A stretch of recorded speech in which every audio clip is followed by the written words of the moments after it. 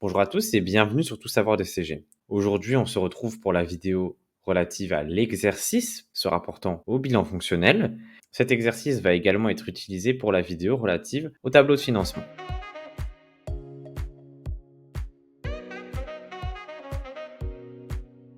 Donc voici l'énoncé de l'exercice. On a la société Albert.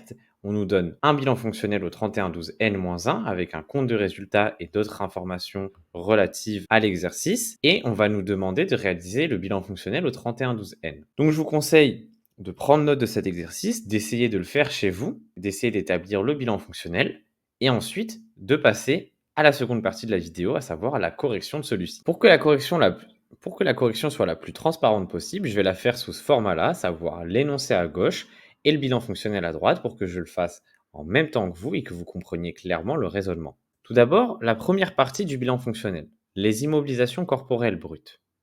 Le détail du calcul, c'est le suivant, 450 000 moins 110 000 plus 529 000. Ces valeurs, où est-ce qu'on les retrouve?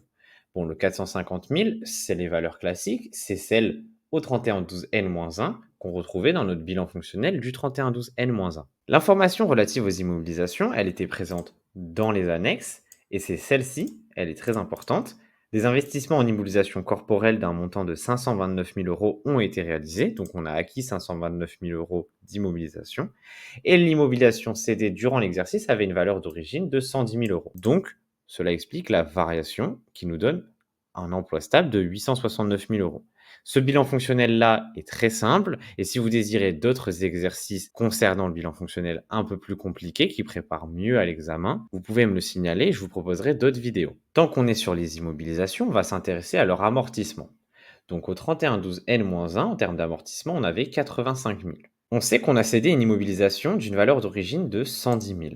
Et on sait également, grâce à notre compte de résultat de N, la valeur de cession de cette immobilisation qui est de 85 000. Donc on en déduit forcément que la différence entre ces deux valeurs est l'amortissement et par conséquent 25 000. On va également utiliser la dotation aux amortissements dans le compte de résultat de N et grâce à ces informations-là, on en déduit 142 500 en faisant nos dotations aux amortissements au 31-12-N-1 dans notre bilan fonctionnel, en diminuant les dotations aux amortissements de l'immobilisation sortie et les dotations de l'exercice. Dans l'actif cyclique d'exploitation, on va s'intéresser au stock de marchandises. Au 31-12-N-1, il était de 71 000. Eh bien, on a juste à reprendre cette valeur-là, 71 000, et utiliser notre compte de résultat de N, à savoir une variation de stock de marchandises négative de 19 700, qui va nous permettre de connaître notre stock de marchandises au 31-12N, à savoir 71 000 plus 19 700. Concernant les créances clients, toujours de l'actif cyclique d'exploitation, nos créances clients étaient de 186 000 en N-1, et dans les annexes, il est précisé qu'à la clôture de l'exercice N, les postes ci-après ont varié de la manière suivante par rapport à la clôture de l'exercice N-1. On apprend que les clients ont augmenté de 82 000 euros et on en déduit donc nos créances clients, à savoir 268 000 euros. Et on obtient alors notre actif cyclique d'exploitation. On va désormais s'intéresser au capital. Alors on sait qu'en N-1, notre capital était de 200 000. En annexe, il nous est précisé qu'une augmentation de capital d'un montant de 200 000 euros a eu lieu. La moitié de ce montant a été appelé et libéré. On sait par conséquent que le montant du capital au 31-12N est de 400 000 euros suite à l'augmentation de 200 000. Mais attention, une partie du capital n'a pas encore été versée et donc va donc diminuer notre capital 200 000 euros.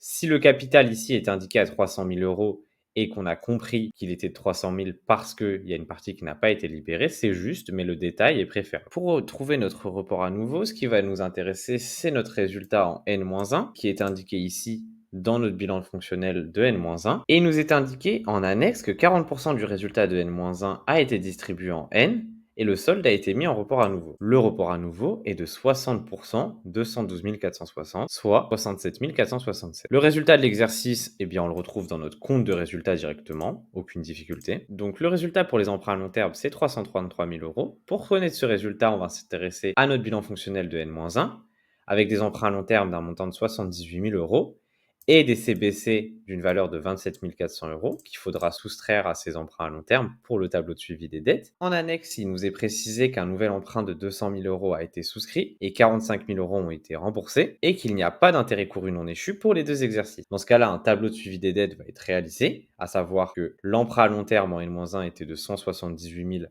moins 27 400. Il a augmenté de 200 000 et la somme totale de tout ça a diminué de 45 000 grâce à un remboursement, ce qui nous amène donc bien à 333 000 € avec le détail de calcul juste ici. Les dettes fournisseurs. Les dettes fournisseurs en N-1 étaient de 120 140. Il nous est indiqué directement en annexe qu'elles ont augmenté de 32 300. Encore une fois, cet exercice est simple et d'autres exercices peuvent être beaucoup plus compliqués, avec des retraitements notamment. Alors si vous souhaitez d'autres exercices à propos du bilan fonctionnel, n'hésitez pas à me le dire et je vous en proposerai dans notre vidéo. Donc pour obtenir le résultat, on a simplement ajouté aux 120 140 les 32 300. Les dettes fiscales et dettes sociales étaient de 19 700 en N-1, ont augmenté de 12 400, ce qui nous amène donc à 32 100. Il nous est indiqué pour les concours bancaires courants qu'ils ont été entièrement remboursés et sont désormais nuls. Donc on a simplement indiqué 0 pour les concours bancaires courants. On est donc censé arriver à ce bilan fonctionnel suivant avec un bilan équilibré. Pour le calcul du FRNG, BFRE, BFRHE et de la trésorerie nette, voici les calculs suivants. Je vous laisse vérifier par vous-même si vous êtes tombé juste ou non.